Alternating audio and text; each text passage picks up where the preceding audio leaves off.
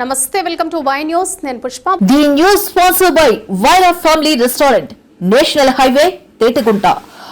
నోరూరించే వంటకాలు, అసలైన మసాలా దమ్ముతో అదిరిపోయే నాన్ వెజ్ రుచులు మీకోసం. విచ్చేయండి Wyra family restaurant, national highway, Tetagunta, Tuni మండలం, కాకినాడ జిల్లా. ఓటర్ల జాబితాకు సంబంధించి స్పెషల్ ఇంటెన్సివ్ రివిజన్ కార్యక్రమాన్ని 100% విజయవంతం చేయాలని తెలుగుదేశం పార్టీ పొలిట్ బ్యూరో సభ్యులు రాజమహేంద్రవరం రూరల్ శాసన సభ్యులు గోరంట్ల బుచ్చయ్య చౌదరి పిలుపునిచ్చారు.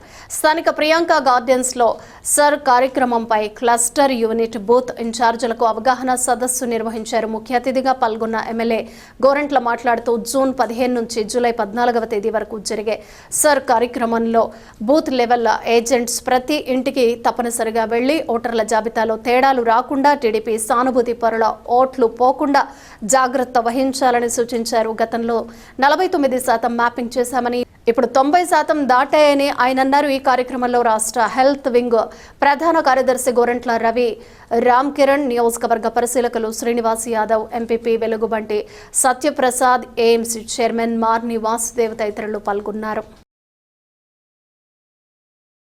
వాళ్ళ గురించి దరిద్రం వదిలిపోయిందని నిరసన చేసుకోవడం కాదు. అయ్యో అధికారం 11 మందికి పరిమితమైన వాళ్ళకి బుద్ధి జ్ఞానం రావట్లా. ఏం చేయలేదు, 2 ఏళ్లలో ఏం చేయలేదు. నువ్వు 5 ఏళ్లలో ఒక రోడ్డు వేసావు, ఒక కాలం వేసావు.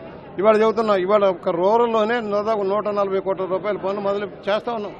చేసినవి కాక ఇప్పుడు చేసే 140 కోట్ల రూపాయలు. నువ్వు 5 ఏళ్లలో ₹1 గ్రాంట్ ఇచ్చావా? ₹1 అభివృద్ధి చేసి ఒక కాలం వేసావా, రోడ్డు కట్టావా? విద్యా వ్యవస్థను నాశనం చేసావు, భ్రష్టు పట్టించావు. వైద్య రంగాన్ని భ్రష్టు పట్టించావు. కేంద్ర ప్రభుత్వ పథకాలన్నీ భ్రష్టు పట్టించావు. జల్ జీవన్ మిషన్ భ్రష్టు పట్టించావు. పోలవరాన్ని భ్రష్టు పట్టించావు. అమరావతిని భ్రష్టు పట్టించావు.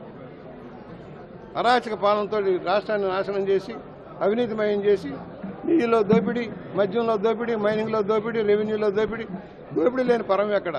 ఇందెందు వెతికినా ఎందు లేదా అన్నట్టు అవినీతికి ఆస్కారంతో నిలబడిన మీ పార్టీ చేసిన నిర్వాహకాన్ని నిరసన చెప్పుకోవాలి. కానీ దేనికోసం? ఇవాళ ప్రభుత్వం వచ్చిన తర్వాత సంక్షేమాన్ని అభివృద్ధి చేస్తున్నాం, అభివృద్ధిని సాధిస్తున్నాం.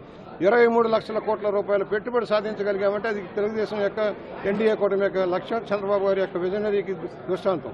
నువ్వేం చేయాలి? ఒక పరిశ్రమ వచ్చిందా? పారిపోయారు. పారిశ్రామికవేత్తలంతా పారిపోయారు. ఇవాళ ఏమైనా మాట్లాడతావు నువ్వు?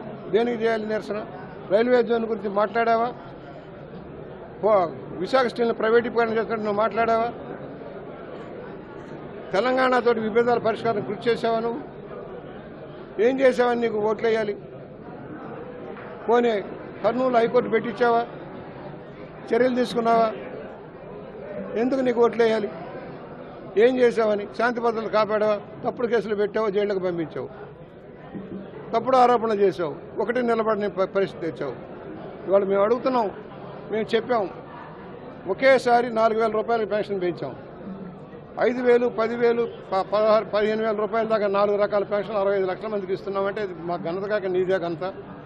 1వ తారీఖు జీతాలు ఇస్తున్నావు. నువ్వు ఎప్పుడు జీతాలు ఇచ్చావు? 1వ తారీఖుకి.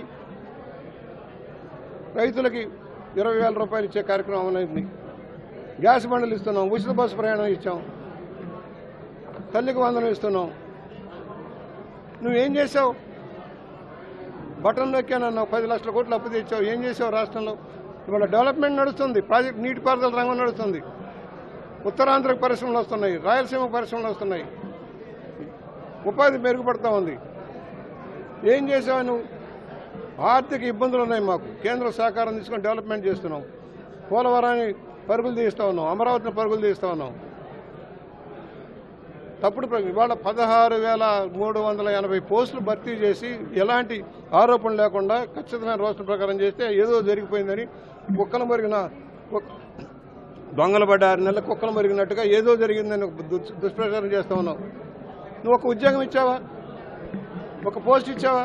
ఒక ప్రభుత్వ భర్తీ చేసావా? ఎక్కడన్నా ఏదైనా ఉంటే నీ చుట్టాలని పక్కాలని తెచ్చి అడ్వైజర్గా పెట్టి కోట్ల రూపాయలు దోచిపెట్టావు. కానీ నువ్వు చేసిన నిర్వాహకం ఏంటి? బుద్ధి లేని వైఎస్ఆర్ పార్టీ నాయకులారా, గుణపాఠం నేర్చుకోండి. మీరు చేసిన తప్పుల వల్ల మీకు 11 సీట్లు పడింది. ఆ 11 కూడా రాని పరిస్థితి తెచ్చుకోవద్దని హెచ్చరిక చేస్తా ఉన్నాను.